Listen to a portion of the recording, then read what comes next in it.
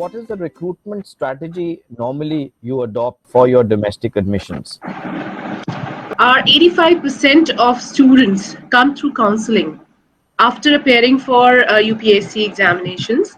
So 15% is the one which we have to cater to directly. So what we adopt as a admission strategy, we adopt a multi-channel approach like everybody. Our website is a branded, responsive hub. We post various blogs on our website as well as external sources where interested prospects go for bite-sized information, and we're proud to share that our social media has a critical online outreach. So we even run email campaigns and SMS campaigns, which have become an important tactic for lead generation and nurture these days. Direct mails, phone calls, like all those effective and time-intensive methods are used for personal outreach even. This digital media is doing wonders, and especially in this pandemic situation, having webinars explaining student about the course. I had a word with vice chancellors and many people in the industries. So the guys who are doing well, the one institutes who are doing well, are the only institute who had lots of webinars in past 4 months. Data science and machine learning and artificial intelligence. These three things students are really looking forward, and we don't have any good universities actually.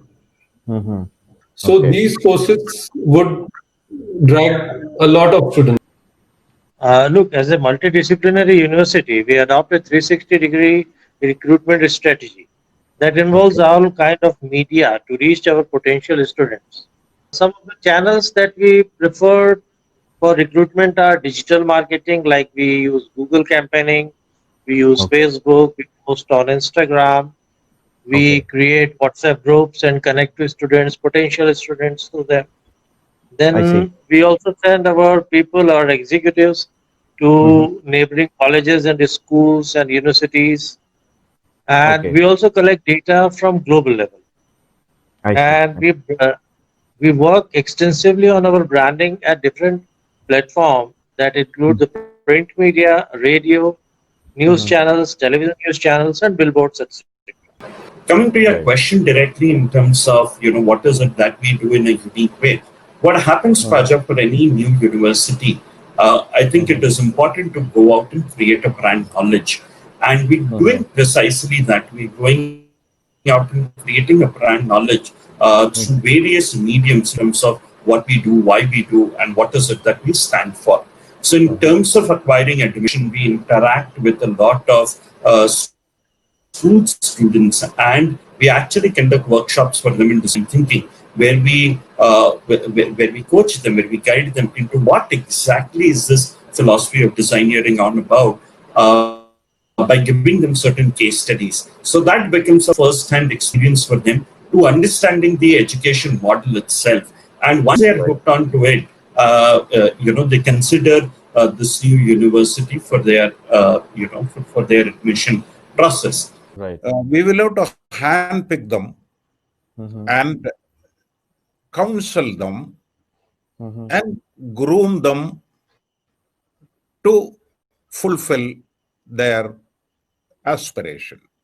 Now, my next question, and it's very natural, to ask. So, do you take help from any external agencies in this process? No, we don't take any support for recruitment process from the external agencies.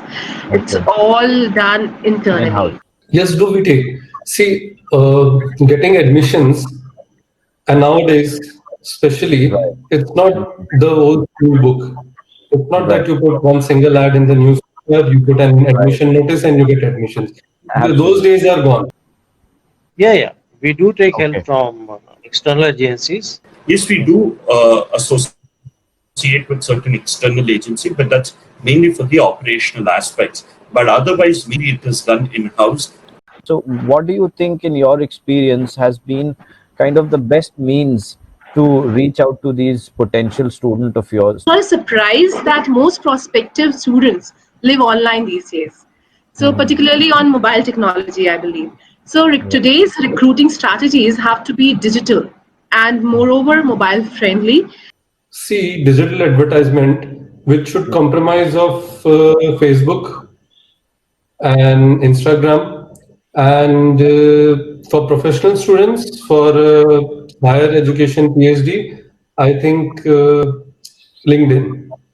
Webinars is what as I told earlier, webinars are doing well this time. We focus a lot on local newspapers, local as well as national newspapers. We give I see. advertisements in newspapers. Oh, wonderful, wonderful. Social media platforms are always open for us. In terms of best practices, I think what is important is in India, we do not give a lot of importance to the entire domain of brand building. I think it's an important activity. So I personally think that one of the important things is to meticulously plan all your branding outreach activities, ensure that there's a value creation for the consumer at any point in time.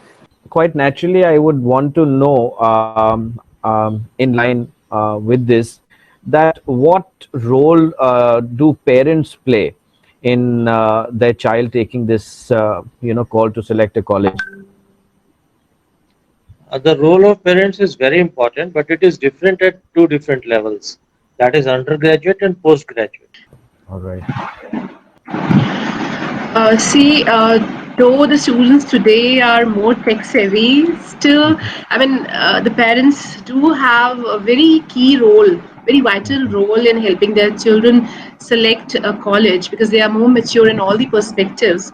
So they don't just go for online promotional things. In fact, the parents pay more attention to the ranking, accreditation, surveys about the institute, and they are more concerned about the career prospects of the child.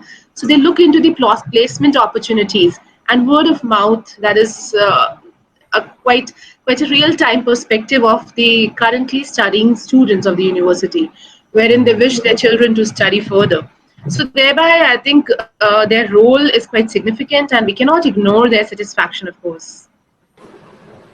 I think ours is a two-pronged process where we need to engage with both these students as well as the parents. The first is to engage with these students so that they understand what is the value of this new philosophy, how does it work out, how does it, how does it actually impact their career as such in future. And that aspect is very important. And once we've hooked on to them, the second individuals or the second set of people that we want to are the parents. Yeah, we do interact with parents. The parents are the best guides if they are the learned ones. So they visit your campus and they go around and understand the facilities available. Definitely, because the parents always want the first experience of the facilities that we offer. Right. All right. And are you kind of interacting with parents at any stage, or do you kind of engage them in any way in some sort of Yes, program? certainly we prefer to connect with the parents. So we are open to interact with them at any and every stage during admission process, also pre and post admission even. So we do organize PTMs also. So we even provide the required interactive counseling sessions if they require. They do visit the campus, yes, they do visit the campus, and when they come to the campus, we do share our information with them, whatever counseling or whatever information they ask for, that is of course provided, but other than that also we try to give them a comprehensive view of what all we are offering. Now, another very important aspect to any brand building or any kind of outreach is, if you talk of institutions, are their alumni. So, what role does your alumni play, and how do you kind of involve them? Yeah, alumni plays a very important role in the university, particularly in brand building. It is actually the alumni who create the brand who are actually the brand ambassadors of MATS University. Moreover, our alumni and even the current stakeholders act as our brand ambassadors, as they're spreading our name and fame through word of mouth. So the parents of these students act as critical influencers of our target audience, the campus visits, school connect programs, education fairs, including international summits and conclaves, they all act as key elements that market our institution, Absolutely. offline as well as online.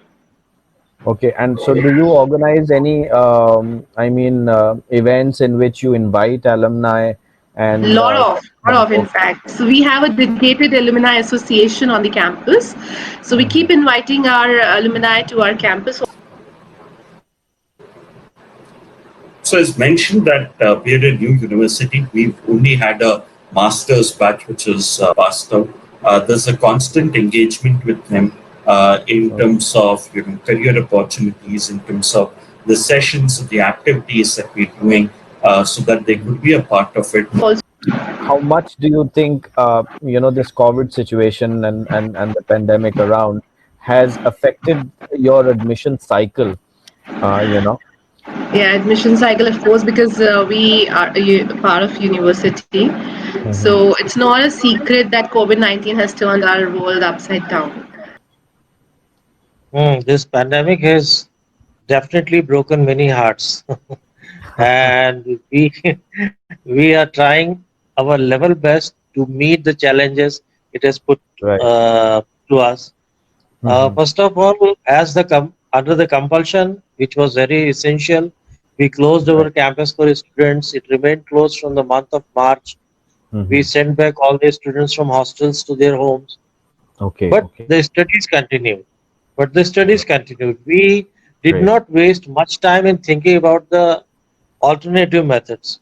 We Okay. immediately switched to the online teaching method. The cycle was Only bound to slightly. get disturbed. So I think for us, the pandemic has been a blessing in disguise. It's worked very, very Oh, positively. Yes, it had certain set of challenges in terms of the admission process, in terms of the timelines. But I think at the end of the day, it has all worked out to be very fantastic. Oh, wonderful, wonderful. So that's really nice to hear. If you ask me, we are having now online classes going on, and we have already conducted online examinations and semester examinations, and we have also conducted online tests for the final last year. That brings me to my last question. Now, my last question is regarding the national education policy that has come up. See, the new education policy 2020, that was much awaited one. It focuses on Ek Bharat Shresth Bharat. Right. That is a very well desired and deserved education guideline that we were waiting for, and it has made very innovative changes. Some changes that were constantly being demanded by the learned people of the society for such a long time. So, and I hope that we all would be benefited by it. It is a very far-reaching policy created with very much forthrightness, and it would definitely be extremely advantageous to all of us. It is going to bolster the education at both the school as well as higher education level. Look, the opening up of the higher education arena for international players is extremely encouraging because it will compel Right. the educational institutions of higher education to enhance their standard. See, National Educational Policy 2020, it's a welcoming change and a fresh news amongst all the negatives surrounding the world in 2020, right? So the announcement of NEP 2020 was purely unanticipated by many of us because the change was required from the initial stage of schooling to the highest level. And this is what this policy is going to give us. I'll tell you, Benefit that you see Government of India, out. when it talks about liberalization, it will always put some hurdles. I'm not pessimistic about the whole thing. If India was a developed country, fully developed country, these things would have helped. Since we have not fully developed, I feel NEP will have its own limitations when you start. I look forward to an India when we are internationalized and we are the leaders. Not by entering into UN that we become leaders. We become leaders in learning and education. I think it's a very good and relevant question. And since I'm the director for industry relations, I'll bring in the industry perspective to it.